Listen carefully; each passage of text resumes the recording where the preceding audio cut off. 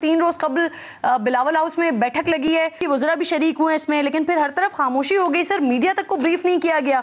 क्या कोई डेवलपमेंट नहीं हो सकी आगे? क्या नहीं, हमारी बातचीत चल रही है। जो एमक्यूएम की डिमांड है, जो वो चाहते हैं कि पूरी हो, उसमें इतने कम पीरियड में ये मसला हल कर नहीं सकते हैं। 15 तारीख को इलेक्शन हैं, इलेक्शन से हम फेस करना चाहते, इलेक्शन में हम लोगों के सामने जाना चाहते हैं, हम इलेक्शन को डिले नहीं कराना चाहते। और अगर कराना चाहते भी इनके कहने पर, तो भी कोर्ट की रिस्ट्रिक्शंस हैं, हम 15 तारीख से लेट नहीं कर सकते। तो हम उनको समझा रहे हैं और कोई रास्ता निकालने की कोशिश कर रहे हैं कि ये मसला भी उनका एमक्यूएम का हल हो जाए और वो ऐसी डिमांड ना करें हमसे जो कि पूरी ना हो सके। हमने पहले भी इनकी बहुत सी डिमांड्स पूरी की हैं, हमने जो कमिटमेंट्स की थी तकरीबन सारी हम ऑनर कर चुके हैं। तो ये छोटी सी चीज़, अगर इनको इतना इंपॉर्टेंट सी चीज़ को देनी थी तो एमक्यूएम को चाहिए था कि जिस तरह एडमिनिस्ट्रेटर के और दूसरे इशूज़ को हमें प्रायोरिटाइज कर रहे थे, तो इसको प्रायोरिटाइज करते तो हम ये मसला पहले हल कर दें, बाकी बाद में कर ले। तो ये आखिरी टाइम पे इनको बात याद आई है, तो हमारे लिए थोड़े इशूज़ हैं इस मसले को हल करने में, पर हम इलेक्शन किसी सूरत डिले नहीं कर सकते।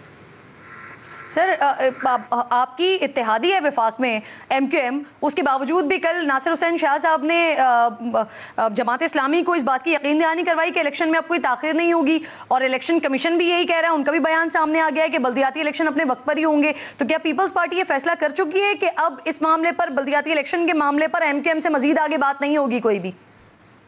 ये बातचीत तो हमारी चल रही है और चलती रहेगी इंशाल्लाह।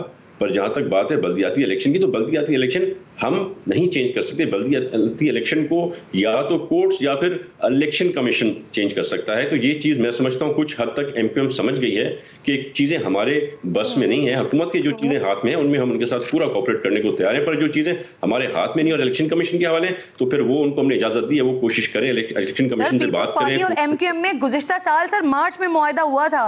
9 मंथ्स बहुत होते हैं सर। अगर आप लोग वाकई चाहते तो इस दौरान हल्का बंदियां हो सकती थी, लेकिन महसूस ऐसा होता है कि पीपल्स पार्टी खुद ही नहीं चाहती हल्का बंदियों के हवाले से।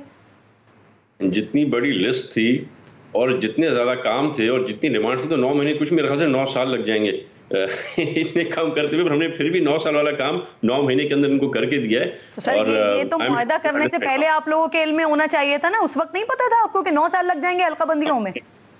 हमने मुआहिदा भी किया और हमने मुआहिदे के साथ साथ जो है उसी वक्त इम्प्लीमेंटेशन भी शुरू कर दी। कोई एक चीज़ तो थी नहीं। मैं आपको बताया कि जैसे जैसे वो चीज़ों को प्रायोरिटाइज करते रहे, उन चीज़ों को वैसे वैसे उनकी प्रायोरिटी पे हम काम पहले करते। जो चीज़ें ज़्यादा प्रायोरिटाइज की उनको पहले किया, जो थोड़ी कम थी वो बाद में किया। ये तो अचानक अभी इलेक्शन से कुछ दिन पहले एकदम से एमक्यूएम को याद हो गया कि ये बड़ी मेजर हमारी डिमांड है जो नहीं हो रही, हम इलेक्शन में नहीं जाना चाहते। तो ये उनको भी समझना चाहिए।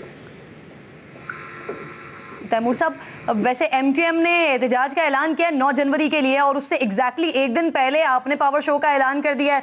फिर हैदराबाद समेत दीगर अजला में लगाए गए उनके एडमिनिस्ट्रेटर्स को भी फारिग कर दिया गया है। आप अभी भी कह रहे हैं कि बातचीत का प्रोसेस जारी है। तो सर, ये सब कुछ आप लोगों की तरफ से किया जा रहा है, उसके बावजूद भी आप समझते हैं कि एमक्यूएम आपके साथ इल्हाक रखेगी सर, इत्तेहाद रखेगी? बिल्कुल, हमारा वफाक का इत्तेहाद बिल्कुल रहेगा, जारी सारी रहेगा, और हमारी कोशिश होगी कि हम सिंध के अंदर भी उनसे अपना इत्तेहाद जारी रखें। हम उनकी हर जायज़ डिमांड जो हमारे हाथ में करने को तैयार हैं, पर जो चीज़ नाजायज़ डिमांड है, जो चीज़ हमारे हाथ में नहीं है, उसका पीपल्स पार्टी या सिंध हुकूमत कुछ नहीं कर सकती।